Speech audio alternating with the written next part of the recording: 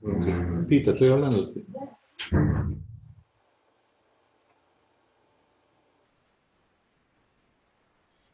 Buenas tardes a todos. A nombre de UTEC le damos la más cordial bienvenida. Bienvenidos al webinar Situación petrolera mundial e impacto en el Perú. Por favor, cualquier pregunta la pueden hacer a través del chat de preguntas. Se responderá al final de la sesión. Los invitamos a que por favor nos dejen sus apreciaciones a través de la encuesta que al final de la sesión estaré proyectando. Si tienen algún inconveniente, nos pueden hablar a través del chat de preguntas y respuestas. Recuerden que a veces cuando están con algún smartphone o alguna tablet, el audio lo tienen que activar en la parte inferior izquierda o en la parte inferior derecha. ¿Listo? Ahora presentamos a Carlos González Ávila, economista, director de Enerconsulting SAC, especialista en economía petrolera, negociación y administración de contratos petroleros y conferencista. Fue jefe del control económico financiero de contratos en Petroperú, responsable de la supervisión y administración de contratos en Petroperú. Desde el año 1997 es asesor de empresas petroleras. Bienvenido, Carlos, es un placer tenerte con nosotros. Muchas gracias, muy amable. Muchas gracias sobre todo por la invitación. Ya tuve la oportunidad de estar en el local de la UTEC en un curso de petróleo justamente, y ahora en esta nueva forma de comunicarnos a través del webinar.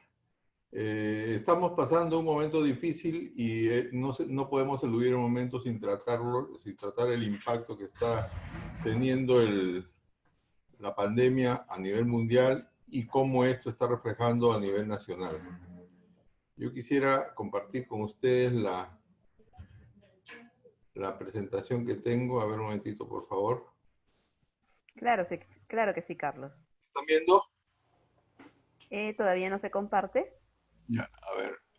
Allá vamos a poner compartir entonces.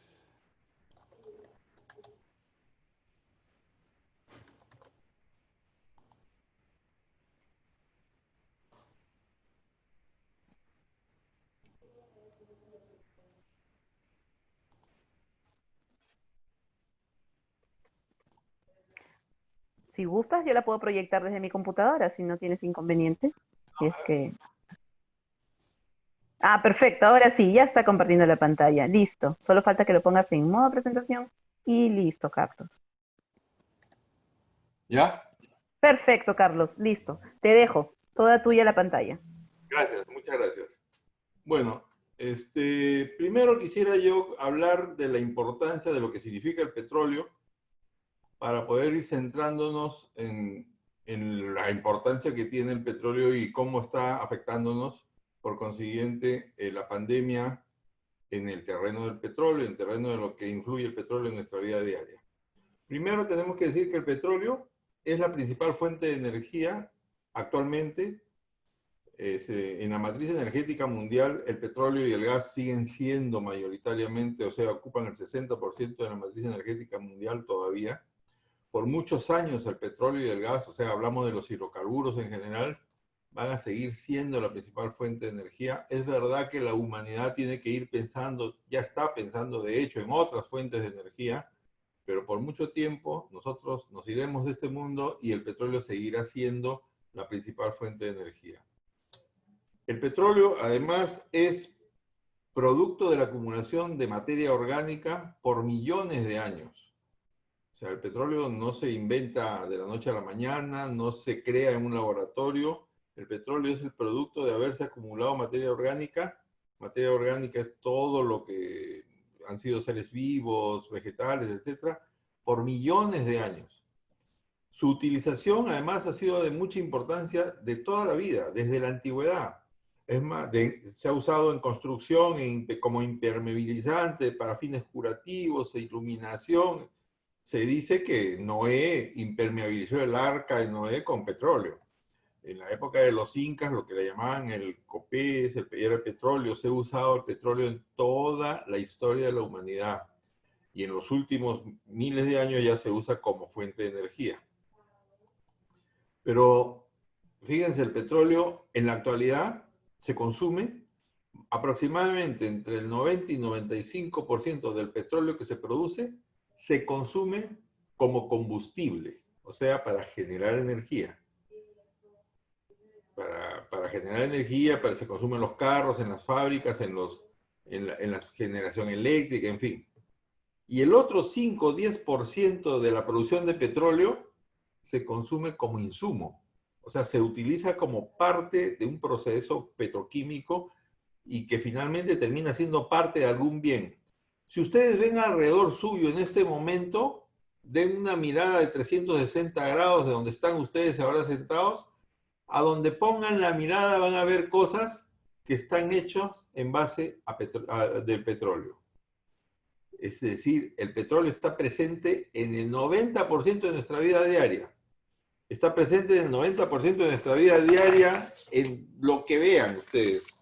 En productos de plástico, en el PVC, en las tuberías, en los acrílicos que hay de todas sus presentaciones, en los colorantes, en las pinturas, en los disolventes, en los adhesivos, en los materiales de nylon, poliéster, en los fármacos, en las envolturas de las pastillas que ustedes toman, en las cápsulas, ahí está el petróleo, en los cosméticos, en los fertilizantes, los herbicidas, los pesticidas, los lubricantes, los asfaltos, cauchos, en los materiales de las clínicas, en todas las jeringas, las hipodérmicas, los materiales de los equipos de diagnóstico visual, todo tiene petróleo. Por eso que es injusto cuando a veces en las campañas, incluso oficiales, hablan del petróleo como contaminante, pero no hablan de la importancia que tiene el petróleo para salvar las vidas también, para la salud. Pero ¿qué pasa con el petróleo? El petróleo, siendo tan bueno para todo eso, y sí, es verdad, el petróleo también contamina. Por eso es que ahora el estándar de operación de las empresas petroleras es muy exigente para no contaminar.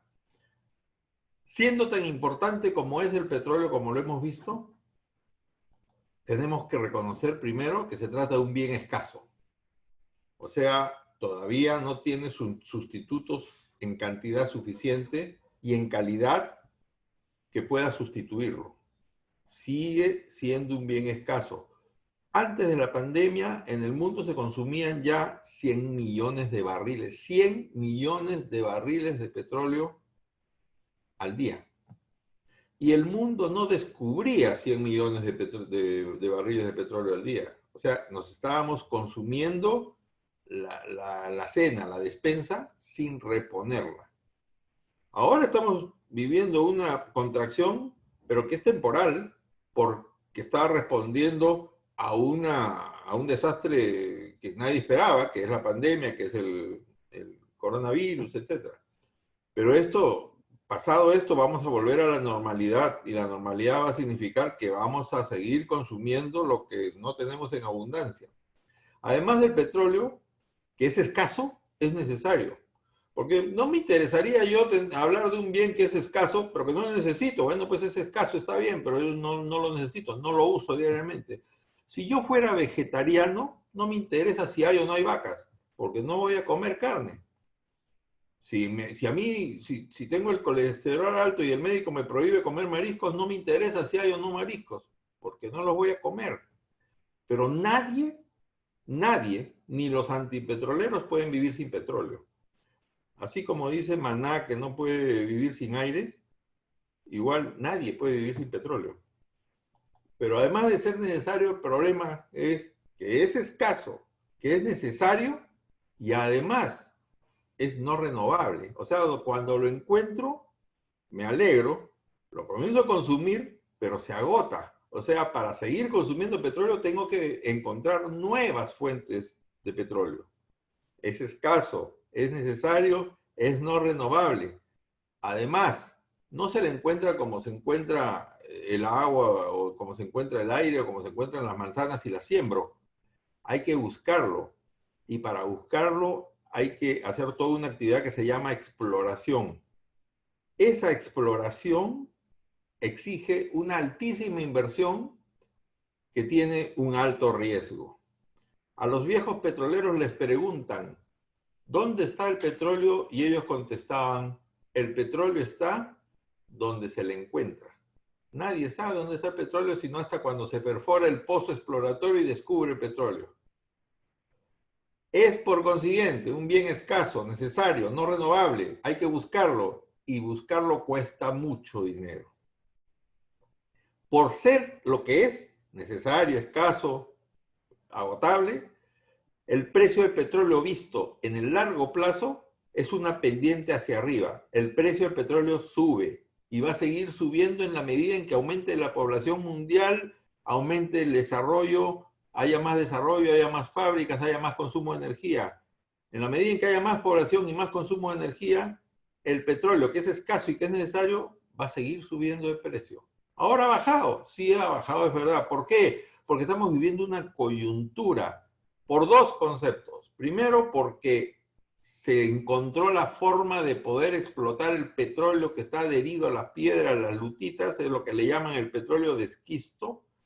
Y entonces lo que venía siendo un equilibrio entre oferta y demanda de 100 millones de barriles, apareció el petróleo de esquisto, el petróleo, lo que llaman petróleo no convencional, el gas no convencional, y como hay una sobreoferta, los economistas, los estudiantes de economía saben que cuando hay una sobreoferta, el que paga el precio es, el que paga la factura es el precio. A mayor oferta, el precio baja. La demanda no aumenta, irá aumentando, pero como ha habido una sobreoferta que rompe el equilibrio, el precio comienza a bajar. Por eso, en el corto plazo está pasando esto.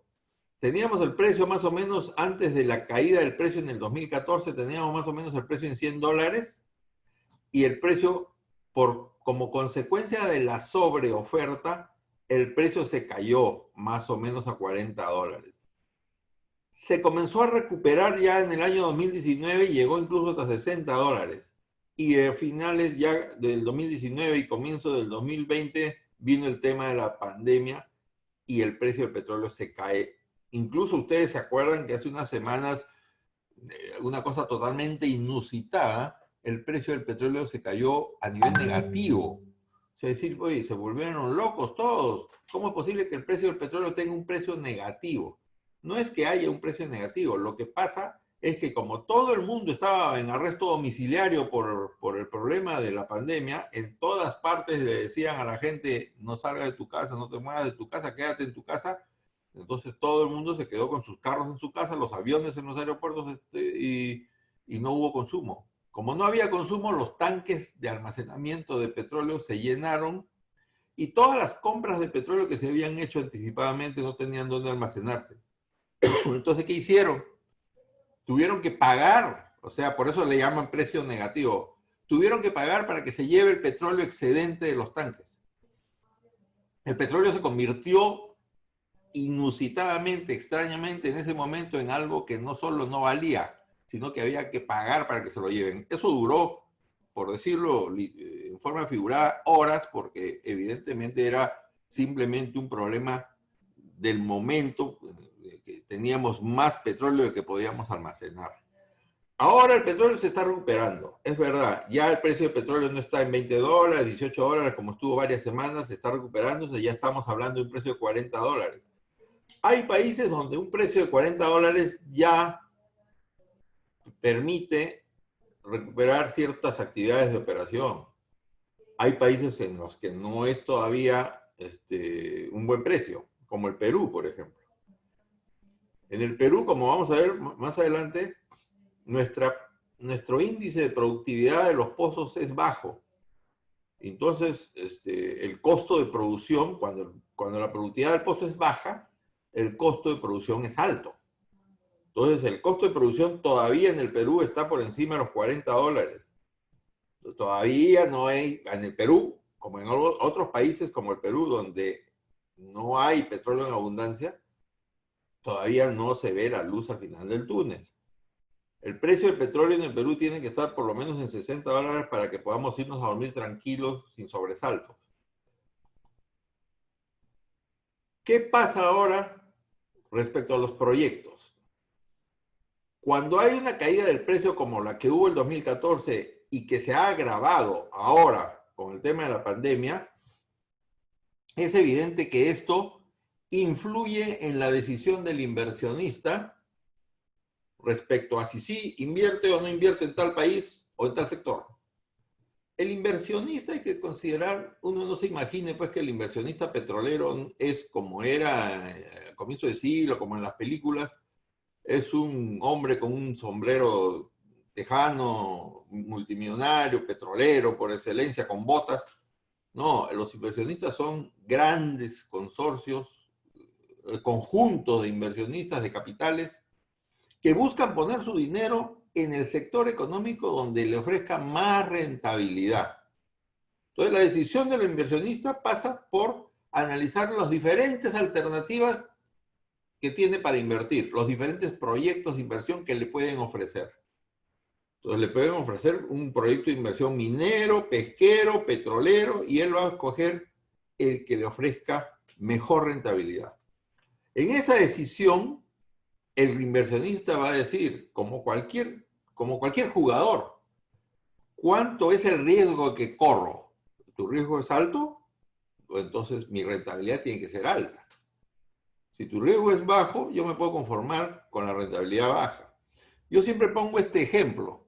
Si ustedes se van al casino, a la ruleta, y apuestan $100 al color rojo, ustedes tienen casi el 50% de probabilidades de que salga rojo y un poco más y un poquito más de probabilidades de que no salga rojo. ¿Por qué? Porque de todos los números, que creo que son 36 números, además se le agrega el 0 o los 2 ceros. Entonces, la posibilidad de que salga el color que ustedes eligieron juega contra el otro color más los ceros. O sea, ustedes tienen casi el 50% de posibilidades, de probabilidades de que salga el color que ustedes escogieron. Como el riesgo es casi 50-50, si ustedes sacan el rojo, el casino les da sus $100 y les paga $100 más. ¿Correcto?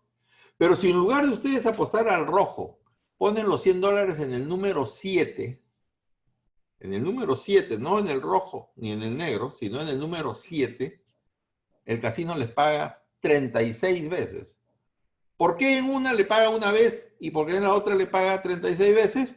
Porque ustedes corrieron mucho mayor riesgo cuando apostaron al número 7, porque era 1 contra 38 posibilidades. Estaban los 36 números más los 2 ceros.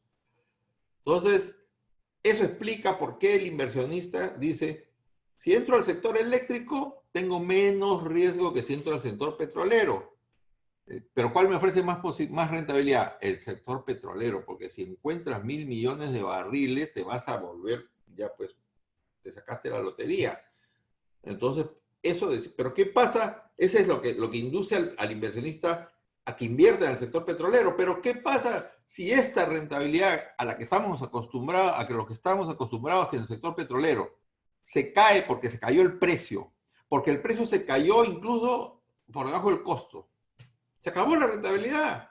Entonces el inversionista no va a ser loco de invertir en el sector petrolero con el precio bajo y con el costo alto, peor todavía. Otra decisión del inversionista pasa también por evaluar de qué tipo de proyecto estamos hablando. Si es un proyecto de exploración, donde hay que correr otros riesgos adicionales, o si es un proyecto de desarrollo, donde hay también otros riesgos. Entonces, si es un proyecto de exploración, la diferencia entre uno y otro es que en el proyecto de exploración no sabemos si hay petróleo. En el proyecto de desarrollo sí hay petróleo, pero también tiene sus riesgos. Eso va, dependiendo cómo evaluamos esos riesgos respecto a la rentabilidad, eso va a empujar o no al inversionista a invertir en el sector petrolero, y decidido si invierte o no en el sector petrolero, va a evaluarse si invierte en el sector petrolero en el Perú o si invierte en el sector petrolero en Colombia, en Ecuador o en Argentina. Además de eso, el inversionista va a considerar si se trata de un proyecto de petróleo o si se trata de un proyecto de gas o de ambos. Si se trata de un proyecto de petróleo, el inversionista dice, si encuentro petróleo en cantidad suficiente que me cubra mis costos y me dé un margen de utilidad, bacán. ¿Por qué? Porque el petróleo lo voy a vender de todas maneras, porque el mercado petrolero ya está construido y hay una demanda de petróleo mundial que sube y baja el precio respondiendo a las oscilaciones naturales del mercado de oferta y demanda, pero existe el mercado. Pero en cambio, si encuentro gas, el problema es diferente. Si encuentro gas, tengo que primero saber si hay alguien que me lo va a comprar. Si yo encuentro gas en el Perú, de cajón descarto que mi proyecto sea rentable vendiendo el gas en el Perú, porque el mercado peruano de gas es tan chiquito, que si encuentro otro camisea, me lo tengo que quedar ahí abajo guardado, cuidándolo, porque no lo voy a poder vender al mercado peruano. Los proyectos de gas se tienen que pensar en gas como proyecto de exportación, en gas para exportación, porque el mercado peruano no puede absorber más gas, tiene suficiente gas ahorita con camisea. Entonces, además, fíjense, antiguamente, para que se hagan una idea de lo que representa el gas ahora, el gas tiene algunas 2 o 3 décadas ya de importancia en la matriz energética, porque ha irrumpido, digamos, con fuerza, porque ya hay un mercado de gas, pero un mercado que todavía está creciendo en el mundo. Sí, es verdad, está creciendo, pero todavía está creciendo. El mercado petrolero existe ya desde hace muchos años. Antiguamente, cuando se perforaba un pozo, se cuenta una anécdota, que es un cuento, que llama el capataz, el jefe de operaciones del pozo, a su jefe y le dice, ingeniero, ya probamos el pozo. Tenemos 2 noticias, una buena y una mala. Entonces, a ver, dime la mala primero. Probamos el pozo y no encontramos petróleo. Ya, y ahora la buena, tampoco encontramos gas. Porque antes encontrar gas era una maldición. ¿Qué hacemos con el gas? El costo de abandonar un pozo con gas es mucho más caro que abandonar un pozo seco. Entonces, el cuento era, no hemos encontrado petróleo, qué pena, pero tampoco hemos encontrado gas, qué alegría, felizmente. Ahora no, pues ahora hay mercado para gas, sí, pero hay que buscarlo. No está como el petróleo a la vuelta de la esquina. El petróleo yo tengo que simplemente saber dónde está la refinería más cercana para venderle mi petróleo. También tenemos que ver si se trata de un proyecto donde ya existen facilidades, donde existen servicios, donde existe todo lo que el entorno, todo lo que se necesita para desarrollar un proyecto. Si yo encuentro, por ejemplo, petróleo en la selva norte, yo sé que hay un oleoducto en la selva norte. Un oleoducto que está parado, que vienen y lo rompen malos peruanos, pero está el oleoducto ahí y reparado, está en funcionamiento y Petroperú está haciendo un gran esfuerzo porque ese oleoducto siga operando. Pero si encuentro petróleo en la selva sur, central o en la selva sur, no tengo oleoducto. Entonces tengo que encontrar petróleo suficiente como para que se justifique la construcción de un oleoducto hacia la costa. Porque el petróleo que encuentro no lo voy a vender por la zona. Sí, me consumirán 2.000, 3.000 barriles, pero si encuentro para producir 100.000 o 200.000 barriles, ¿qué me hago con eso? Tengo que sacarlo, tengo que exportarlo. El mercado peruano no lo va a absorber. Entonces, tengo que construir un oleoducto. Pero para poder construir un oleoducto tengo que saber cuánto he encontrado, tengo que haber encontrado reservas suficientes que justifiquen la operación del campo, la construcción del oleoducto y su exportación. Entonces, también el inversionista va a preguntar. El inversionista, imagínense ustedes, un inversionista en Londres, va el gerente de exploración y le dice al inversionista, tenemos 2 proyectos, uno en Colombia y uno en Perú. Ya, y el de Perú está en la selva sur, y el de Colombia en cualquier parte de Colombia. En Colombia hay más de 10.000 kilómetros de oleoductos. En el Perú tenemos 1.200. O sea, en Colombia las facilidades para poder explotar el petróleo, en Colombia los ríos navegables son ríos navegables casi todo el año, en Perú 6 meses sí, 6 meses no. En Colombia hay facilidades de transporte fluvial, aéreo, en el Perú no. O sea, tenemos en términos de facilidades tenemos muchos problemas y estamos todavía muy en desventaja respecto a lo que otros países de la región ya están ofreciendo. Además, el inversionista que va a poner su dinero en un proyecto va a decir, si el proyecto es minero, las concesiones mineras son a plazo indeterminado, indefinido. Si el proyecto es eléctrico, las concesiones eléctricas son a plazo indeterminado. Si el proyecto es petrolero, ojo, solamente 30 años. ¿eh? En 30 años tienes que devolver el lote y todo lo que compraste para la operación del lote pasa al Estado. No te lo compran. Todo pasa en propiedad gratis al Estado, sin costo alguno para el Estado. Cuidado, a los 30 años te retiras y dejas el lote.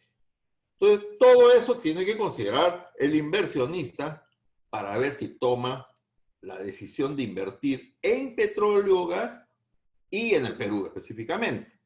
Ahora bien, de toda esa lista que hicimos, la clave está en la relación que hay rentabilidad versus riesgo. La primera que tiene que resolverse, la primera incógnita es el riesgo exploratorio. ¿Qué cosa es el riesgo exploratorio? Hacer un trabajo de geología, geofísica, unos sistemas que le llaman sísmica, para ver si es como una radiografía de la Tierra, para ver si abajo hay una trampa, una acumulación de petróleo. Si esa radiografía dice más o menos que abajo puede haber una trampa, viene la segunda parte, que es la perforación del pozo exploratorio. Ahí es donde disipamos el riesgo, las dudas. Si perforamos el pozo y encontramos petróleo, ya superamos el primer riesgo exploratorio. Encontramos petróleo. Pero no basta encontrar petróleo. Si encontramos petróleo, 30 millones de barriles, de repente 30 millones de barriles no justifican la construcción de un oleoducto. O sea, hemos encontrado petróleo, pero no en cantidad suficiente que cubra todo lo que viene después en términos de desarrollo. O sea, no voy a construir. Fíjense, el lote 64 que tiene Petroperú ahora, con Geopark, fue operado por una empresa que gastó 500 millones de dólares en la exploración y encontró 30, 40 millones de barriles. Eso para esa empresa era muy poco para lo que había invertido. Y encima tenía que hacer un oleoducto, etc. Entonces la empresa devolvió el lote y se fue. Pero el lote se lo dio a Petro. Para Petro, en cambio, sí resultaba atractivo. ¿Por qué? Porque Petro no había puesto los primeros 500 millones. O sea, para Petro era como que le caían 30 millones del cielo.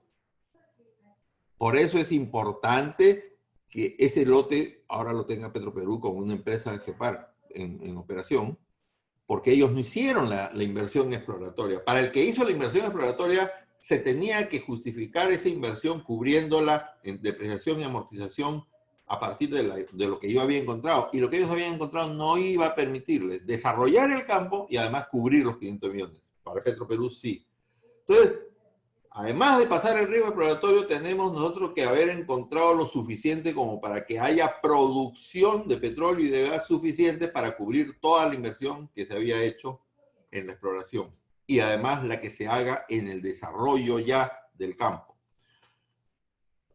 Si yo he encontrado poco petróleo, pero lo suficiente, digamos, como para decir, bueno, el costo va a ser, imaginemos, el costo va a ser $50 con muertos y heridos y el precio está en $60. Así es negocio. Me aviento y voy al desarrollo de ese campo. Porque tengo un margen de $10 entre el precio y todo lo que me va a costar.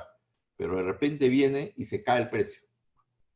Y se cae el precio a $40. Entonces, ya no voy a poder cubrir. ¿Por qué? Porque la diferencia que hay entre el precio y el costo está muy cercana. Esto es como cuando un avión estaba volando a 30.000 metros de altura o está volando a 100 metros de altura. El que está volando a 30.000 metros de altura tiene tranquilidad, no hay ningún problema porque tiene bastante espacio, pero el que está a 100 metros de altura, una falla, está muy cerca y se puede estrellar. Es lo mismo. Cuando la diferencia entre el precio y el costo son muy cercanos, cualquier oscilación de precios que dure mucho tiempo, como por ejemplo la caída del precio del 2014, ya está durando 6 años. O sea, ya no vamos a volver en el corto plazo a precios de $120, $130 como tuvimos antes. Tiene que haber mucho aumento de demanda para que el precio suba a esos niveles. Entonces, el riesgo de precios también es una variable importante, porque es decir, ¿cuánto encontramos en volumen que haga que el costo se diluya en mucho volumen de petróleo? Porque pues, imagínense, si ustedes tienen un costo fijo de 100 y producen 100, el costo unitario es 1. Pero si tienen un costo fijo de 100 y producen 10, el costo unitario es 10. Entonces, es importante saber cuánto encontré de petróleo de volumen para saber cuánto va a ser mi costo y después establecer cuánto va a ser mi rentabilidad. También hay otro riesgo, que es desgraciadamente un riesgo muy usual en países del tercer mundo, en países del hemisferio sur, en países donde todavía somos adolescentes en términos de democracia, de estabilidad, el riesgo político. El riesgo político incluye no solamente la posibilidad de golpes de Estado, ¿no?, sino el respeto del Estado a las condiciones contractuales que se han establecido. Que no venga pues un gobernante y porque durmió mal esa noche se le ocurre al día siguiente resolver los contratos y expulsar a las empresas petroleras que habían invertido en su país, ¿no? También existe el riesgo de inseguridad. Nosotros atravesamos una época muy difícil en nuestra historia, desde el año 80 hasta avanzados los 90, donde nadie quería venir al Perú. A los funcionarios de las empresas extranjeras les pagaban un bono adicional por riesgo de vida por ir a trabajar al Perú, igual como ir a trabajar a países del Medio Oriente donde había terrorismo. Es decir, el Perú estaba calificado en alerta roja para las empresas petroleras y tenían que pagarle mucho a los funcionarios extranjeros para que acepten venir a trabajar al Perú. Fue una época muy difícil. Ahora no hay terrorismo, pero ahora hay delincuencia de otro tipo, hay. En Talara se roban los tubos de petróleo y no podemos poner guachimanes en todas las instalaciones de todos los lotes de Talara cuidando los tubos. Se los roban. En Talara hay lotes petroleros que están llevando su petróleo hasta la refinería en camiones cisterna porque los tubos se los roban. Entonces, no se puede mantener los oleoductos por la delincuencia que hay. Y además, no solo eso. En la campaña contra el petróleo hay una campaña bien intencionada, posiblemente no bien informada, pero no mal intencionada, que viene de los conservacionistas, de los ecologistas, que consideran que el petróleo es contaminante y hay que conversar con ellos, y se puede conversar con ellos y explicarles que la actividad petrolera ya no es como era hace 40 años, ya no contamina como contaminaba antes, ahora ya no se bota el petróleo al río, ahora se reinyecta el agua que no se usa, que sale con el petróleo, se reinyecta al reservorio. Ahora los estándares de seguridad ambiental son muy exigentes y si no se cumplen, se paga mucho dinero en multas. Pero hay otros que son delincuentes y que usan el discurso del conservacionismo, etcétera, para oponerse a la actividad petrolera. ¿Por qué? Porque, por ejemplo, para la pesca negra, para la pesca ilegal, no es bien vista una actividad petrolera en el mar, porque la actividad petrolera es una actividad regular, legal.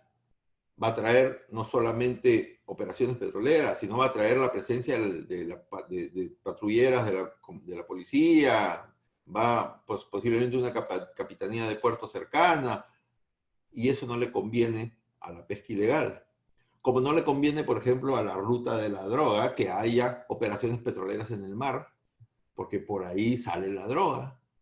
O como no le conviene a la tala ilegal operaciones petroleras en la montaña, en la selva, o como que no le conviene al narcotráfico operaciones petroleras donde ellos tienen su actividad económica. Estos están atrás también de muchas de las campañas contra el petróleo.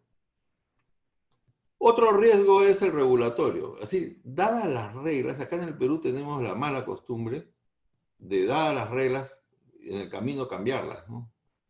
Exigir, endurecer las reglas de aprobaciones, autorizaciones, no solamente la autorización de los instrumentos ambientales, ¿eh?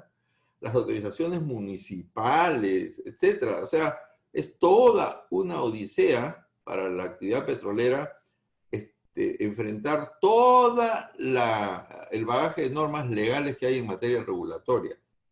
Y se comparan, los inversionistas comparan cómo es en un país y cómo es en otro.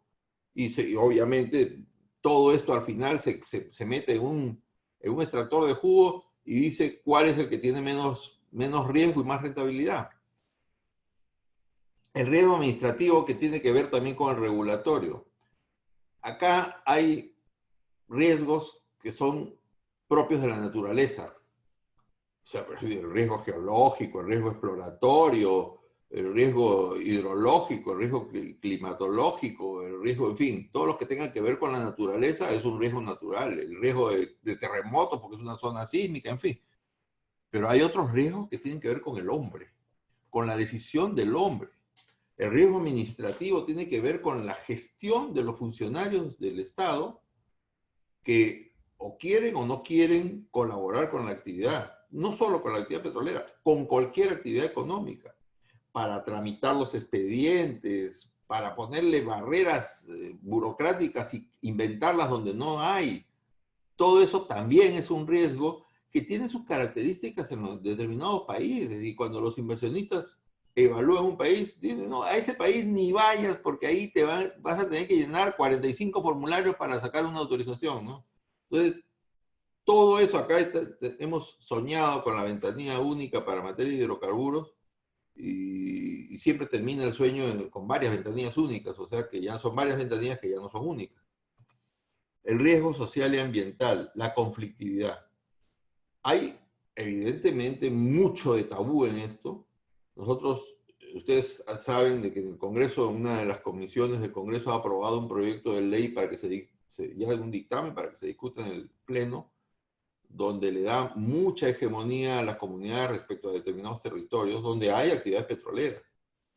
Esto significa no solamente, significa para unos el respeto a esa comunidad que vive en esa zona, pero nosotros decimos, eso también significa el perjuicio para 30 millones de peruanos que viven de la actividad petrolera, porque como decimos, nadie puede vivir sin petróleo. De repente esa comunidad de no contactados puede vivir sin petróleo, pero es una forma muy rara, muy extraña que yo hasta ahora no entiendo, decir, esa comunidad de no contactados hay que respetar su modo de vida y bueno, que sigan siendo no contactados. O sea, ¿cómo que siguen siendo no contactados? Tenemos nosotros un estudio serio de lo que significaría para ellos el beneficio de que la civilización los incorpore. O sea, es más fácil tenerlos aislados y que no llegue la actividad económica, no solo la petrolera, porque puede alterar su modo de vida, etc. Eso es una cosa muy discutible todavía, pero es un riesgo que sobre todo las empresas petroleras que buscan petróleo en la selva tienen que correr. Y se encuentran evidentemente con muchos actores que actúan de buena fe, cuidando el modo de vida de estas comunidades, pero también se encuentran con gente que actúa de mala fe y aprovecha y utiliza esa realidad como pretexto para oponerse a la actividad petrolera. Este es otro riesgo, la conflictividad a partir de los temas sociales y ambientales. Bueno, ¿qué ha pasado con la caída del precio? Esa relación que había entre rentabilidad y riesgo se ha desnaturalizado, se ha desvirtuado. Lo que antes era, si gasto 100 millones de dólares en un pozo de petróleo y encuentro petróleo, voy a ganar 1.000 millones de dólares. Entonces perforo el pozo. Pero si voy a gastar 100 millones de dólares, pero como el precio se ha caído, voy a ganar 200 millones de dólares, es decir, ¿vale la pena meter 100 millones de dólares y correrme el riesgo exploratorio? De repente encuentro y de repente no encuentro, cuando la estadística mundial dice que de cada 10 pozos uno encuentra. Entonces, ¿vale la pena? No, mejor no. Entonces, ¿qué ha pasado con la caída del precio del petróleo? Primero por el desplome del 2014, por el por la sobreoferta del petróleo no convencional, y segundo, por la pandemia, la rentabilidad empresarial se ha caído al suelo. Se ha convertido ya no en rentabilidad, se ha convertido en pérdida empresarial. Entonces, evidentemente, esto ha contraído las inversiones. La decisión del inversionista ya es evidente. No va a arriesgar en exploración o en desarrollo con tan baja rentabilidad o con la nula rentabilidad que existe en estos momentos en petróleo. Pero esto también lo ha afectado al Estado. Es decir, al Estado no solamente ha afectado la caída del precio en términos de ingresos fiscales, porque al no haber petróleo, al verse caído el precio, se caen sus regalías, lo que recibía el Estado por regalías y por impuestos, sino que también hay un aspecto de rentabilidad social. Se han perdido puestos de empleo. Se ha perdido la dinámica económica de la región porque se ha contraído la actividad petrolera, de las regiones petroleras como Iquitos, como Talara, etc. Entonces, para la petrolera se perdió la rentabilidad empresarial. Para el petrolero esto es un negocio. Para el Estado el impacto es más allá del empresarial o del económico, también es social. Y para la región, o sea, para la región Piura, para la región Loreto, para la región Tumbes, para la región Cusco, que son petroleros, son zonas de petróleo y gas, el problema es que el crecimiento y el desarrollo económico que venían alcanzando se ha detenido, se ha desacelerado. El empleo se ha perdido, muchísimos puestos de trabajo. Y los ingresos que tenían por canon se han caído también al suelo. Entonces, todos estos actores, el Estado, la empresa petrolera y la región, todos se han visto perjudicados con la caída del precio del 2014 y con la caída adicional por el tema de la pandemia. Pero de estos actores, el Estado es responsable de tener una visión de eso, la visión que tiene que tener un Estado. Un Estado que tiene una visión solo economicista, o sea, una visión crematística solo de dinero, va a evaluar cuánto está perdiendo en tributos y regalías. Y por eso si alguien le dice a ese Estado, oye, para poder seguir produciendo petróleo en estos campos, mejor bajemos la regalía. Si bajamos la regalía, como vamos a ver ahorita más adelante, si bajamos la regalía podemos producir más tiempo esos pozos. El Estado dice, no bajemos la regalía. Si bajamos la regalía voy a recibir menos. No, ¿cómo vas a recibir menos? Vas a recibir menos si no bajamos la regalía porque el petróleo no se va a producir. En cambio, un Estado responsable, un Estado con visión social, va a mirar el impacto que ha tenido, el impacto socioeconómico que ha tenido el upstream, la caída del precio en el país y en la región, pero el impacto socioeconómico, no solo el económico. Él lo primero que va a preguntar es cuántos puestos de trabajo se han perdido.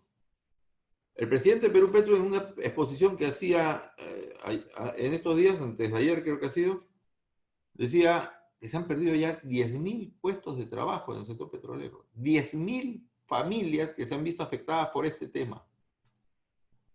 El Estado tiene que reaccionar a la altura de la gravedad de la crisis. No le podemos seguir dando aspirina a un enfermo terminal. Esto es lo que explica lo que está pasando. La curva de arriba es lo que vendría a ser la curva de producción de un pozo, de un yacimiento, de un lote o de un país. Mírenlo como quieran. El pozo comienza a producir, vamos a decir, 5.000 barriles, y ese pozo, cuando lo abren, produce 5.000 barriles. ¿Y por qué? Porque ha tenido la energía acumulada de millones de años. Entonces, la primera forma en que produce el pozo le llaman los ingenieros surgente, o sea, solito sale el petróleo por su propia energía. Pero conforme va pasando el tiempo, el pozo va perdiendo energía y la producción de ese pozo comienza a declinar, comienza a caer. Es como que algunos de ustedes participen en una carrera de maratón, vamos a decir, de 10.000 metros. Comienzan los primeros tramos, los hacen muy bien, tranquilos, ¿no? Saludando a la gente, corriendo feliz, pero los últimos tramos ya están con la lengua afuera. Igualito es un pozo petrolero. Sí, comienza con mucha energía, pero conforme va pasando el tiempo le cuesta cada vez más producir. Y eso se ve abajo. Cuando comienza a producir el pozo, el costo total de producción se distribuye entre 5.000 barriles, ¿no es cierto? Entonces el costo unitario está muy por debajo del precio que va a recibir. Entonces todo esto que está acá entre el azul y el rojo es ganancia. Pero conforme va cayendo la producción del pozo, el costo naturalmente comienza a ir subiendo porque cada vez se distribuye el costo total entre menos producción. Y llega un momento en que el costo iguala al precio.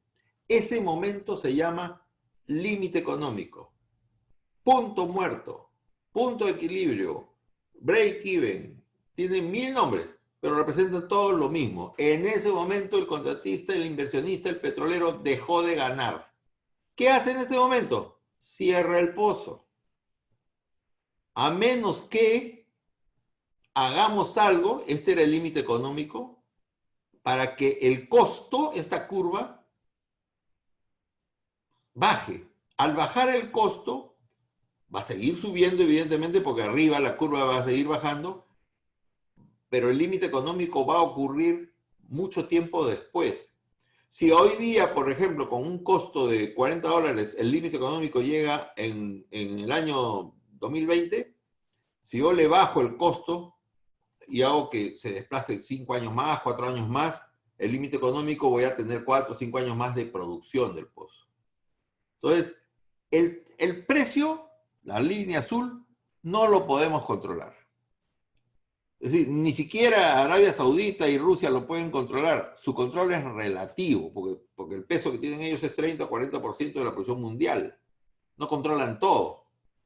O sea, ni ellos, ahora imagínense nosotros que producimos 30.000 barriles diarios, ¿qué vamos a controlar? Pues nosotros somos una pulga en el mapa petrolero.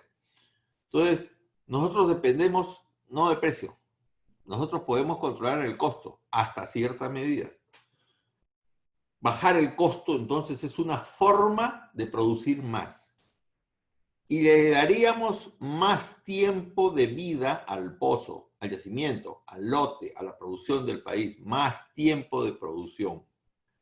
Pero ¿cómo está compuesto ese costo que vamos a bajar?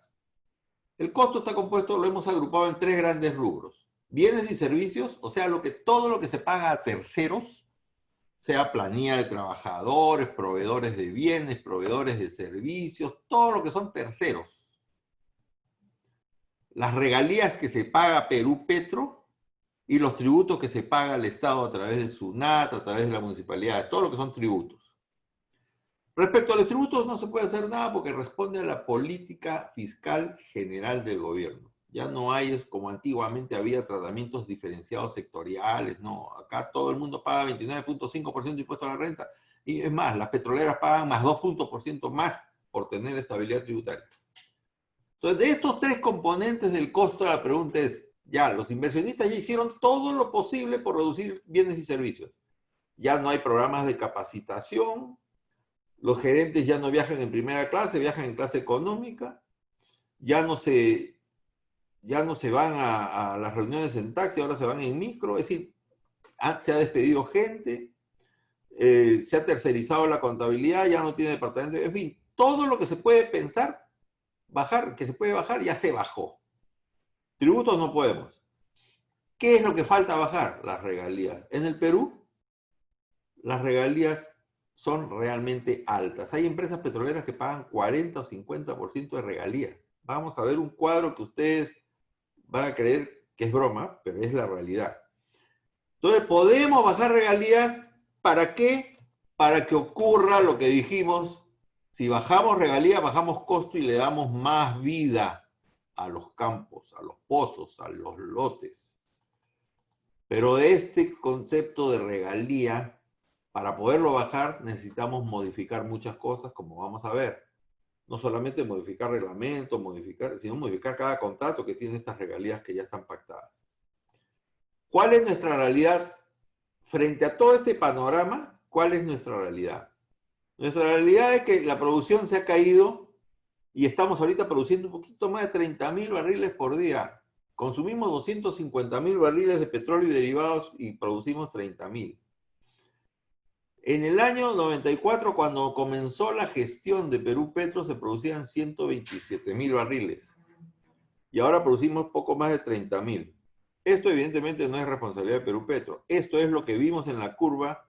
Esto es la declinación natural de los reservorios. En esta declinación natural de los reservorios, lo más que se podía haber hecho es, de repente, y eso es lo que faltó hacer, dar mayores facilidades, mejores condiciones económicas para que haya más exploración y para que en base a esa mayor exploración hubiésemos logrado reponer las reservas que hemos consumido. Ahora no tenemos eso, no hay exploración y hoy día estamos pagando la factura de lo que no hemos hecho en los últimos 25 años. Entonces, esto todavía sigue siendo una tarea pendiente, se está haciendo mucho esfuerzo, como vamos a ver también más adelante, se hizo un esfuerzo desgraciadamente infructuoso en el Congreso anterior, en el Congreso disuelto. El Poder Ejecutivo propuso una nueva ley de hidrocarburos. Esta ley de hidrocarburos llegó al Congreso, se discutió en un grupo de trabajo, congresistas hicieron un dictamen consensuado, se llevó al Pleno y raro y extrañamente del propio Ejecutivo vinieron observaciones sobre ese texto del proyecto de ley, que evidentemente siempre iba a haber detractores, siempre iba a haber opositores, porque una ley no satisface a todos, pero era un avance, no se logró. Entonces, hemos perdido la oportunidad. El Perú tiene muchas cuencas todavía por explorar, pero lo que también tiene es muchas barreras por derrumbar, porque no podemos pretender que vengan los inversionistas a explorar en el Perú con las condiciones que todavía tenemos. Fíjense lo que ha ocurrido con las reservas. En el año 2013, a finales de 2013, según las cifras oficiales de reservas del Ministerio de Energía y Minas, el Perú tenía 741 millones de reservas probadas de petróleo. ¿Qué son las reservas probadas? Las reservas probadas son las que se pueden recuperar con las condiciones técnicas y económicas existentes. En el 2013, las empresas petroleras, todas las empresas petroleras hicieron sus cálculos de reservas y los enviaron al Ministerio de Energía y Minas, y el Ministerio de Energía y Minas evaluó esos cálculos de reservas, los ratificó, los corrigió, en fin, y publicó la cifra oficial. Esta es la cifra oficial del Ministerio de Energía y Minas. Eran 741 millones. A finales del 2018, las reservas probadas del Perú ya no eran 741, eran 344 millones. Es decir, las reservas habían descendido casi 400 millones de barriles.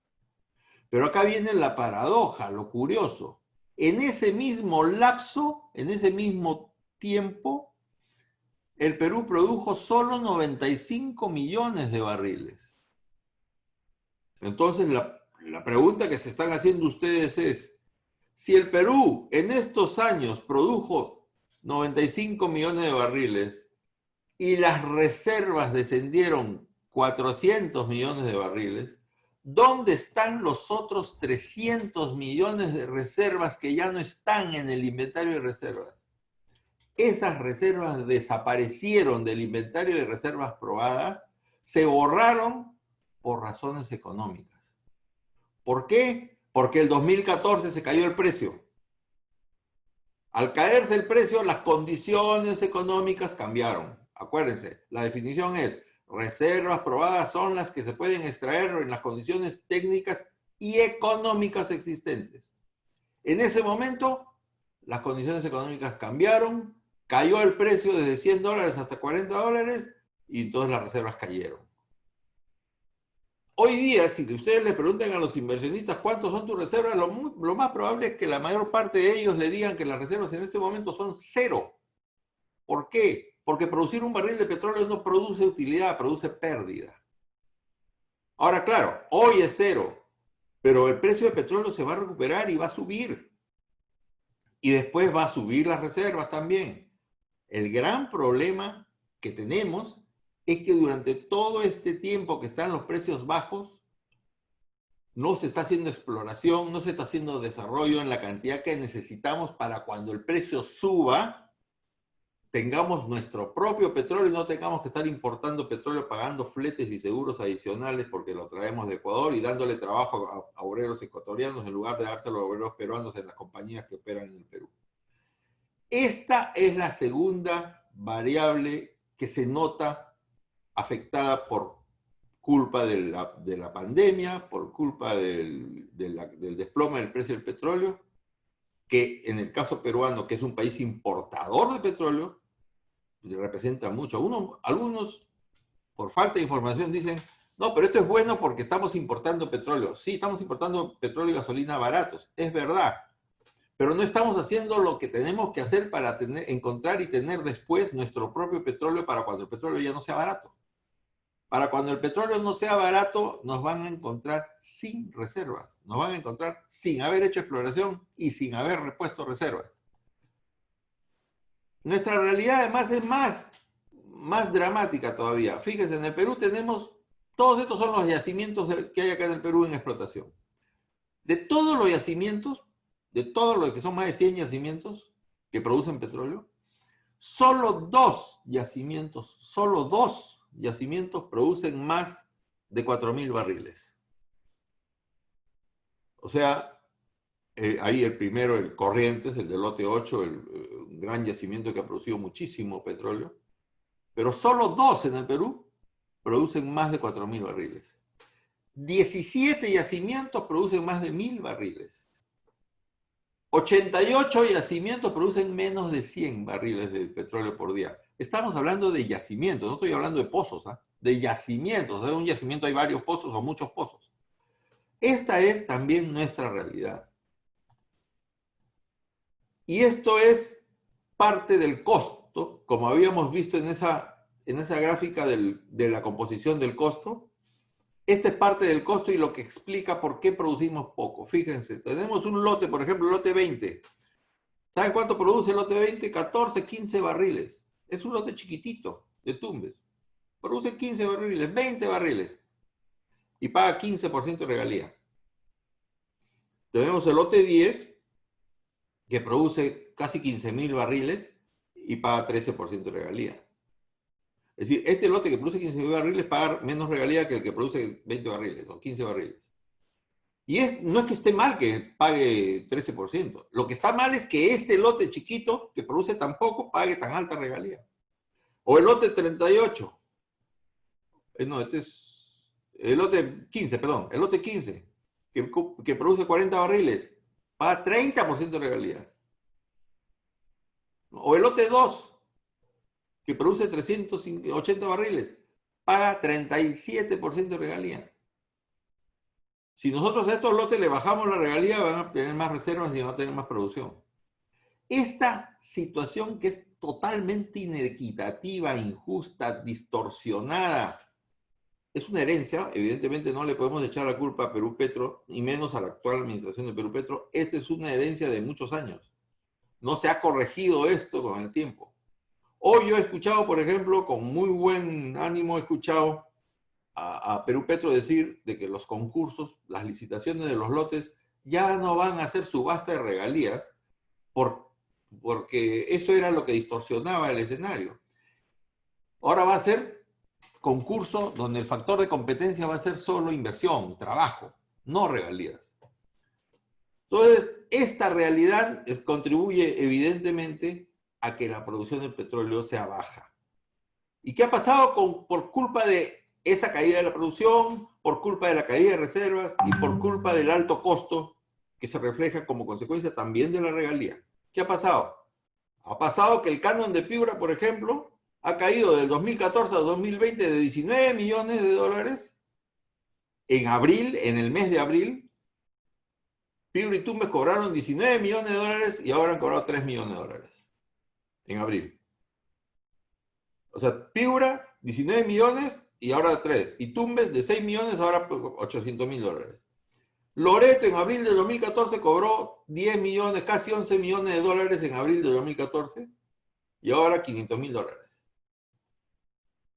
Ucayali cobró casi 4 millones en abril de 2014, ahora 190.000 dólares. El canon del Cusco en abril de 2014 era casi 100 millones, ahora 9 millones. Esto también es reflejo del desplome del precio, de la caída de los precios por culpa de la sobreoferta mundial y por culpa de la pandemia. Y ha afectado también directamente a las regiones. Un tema que es importante subrayar y que debe explicar y debe reforzar, fundamentar lo que está pasando ahorita en algunos lotes petroleros. De acuerdo al contrato y de acuerdo a la ley, el contratista tiene la obligación de explotar y recuperar económicamente las reservas. ¿Qué significa recuperación económica? Recuperación económica significa que cada barril de petróleo tiene que dar un resultado económico azul, no rojo. Mi obligación como contratista es la recuperación económica de lo que hay ahí debajo en el subsuelo. Para eso yo presento programas, presento planes y programas a Perú Petro de acuerdo a la cláusula quinta que está en el contrato, que hago y diseño de acuerdo al precio que he pronosticado, de acuerdo a los costos que he pronosticado. Pero cuando sucede lo que está sucediendo ahora, que el precio se cae y ya no es el que pronostiqué, y el costo sube porque la producción se ha caído más de lo que pensé, y el costo ha subido más de lo que pensé también, entonces la obligación que tengo de recuperación económica ya no la puedo cumplir. ¿Por qué? Porque ya no es económica la extracción. En mi opinión, yo no soy abogado, soy economista, pero en mi opinión del ego, para mí eso es una causa de fuerza mayor. Porque alguien me dice, no, porque las oscilaciones del precio es un riesgo natural en la industria petrolera. Sí, las oscilaciones del precio en el corto plazo son naturales en la industria petrolera, pero una oscilación en el precio es coyuntural y estructural. Cuando es estructural y dura 6 años, ya no es ordinario, es extraordinario. Y lo que está pasando ahora es recontra extraordinario, lo que ha pasado con la caída del precio por la pandemia.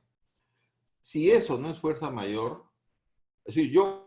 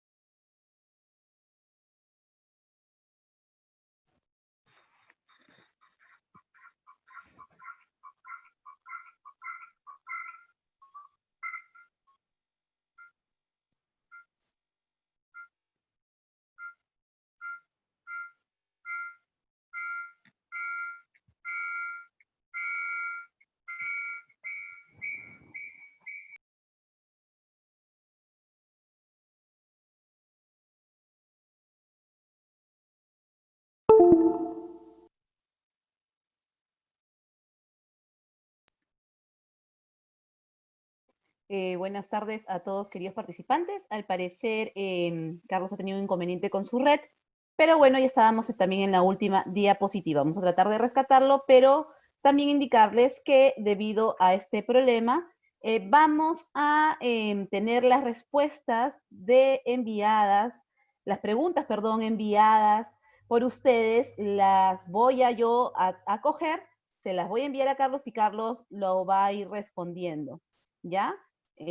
Como ya tenemos sus nombres, así les vamos a ir respondiendo por correo a las preguntas que han realizado. Le agradecemos a todos por haber sido parte de este webinar y les dejamos aquí la encuesta final para que nos ayuden a resolverla, ya que es de suma importancia para nosotros. Recuerden que este es un tema puntual, es un tema que estamos viviendo todos con respecto al Internet y bueno, siempre es un placer tener a Carlos aquí, como ustedes mismos hemos apreciado. Su tema es un tema que sin duda alguna todos nos llevamos un aprendizaje más para ponerlo en práctica en nuestras labores. Gracias a todos y que tengan buenas noches. Les comparto también a través del chat la encuesta para que la puedan resolver. Un abrazo.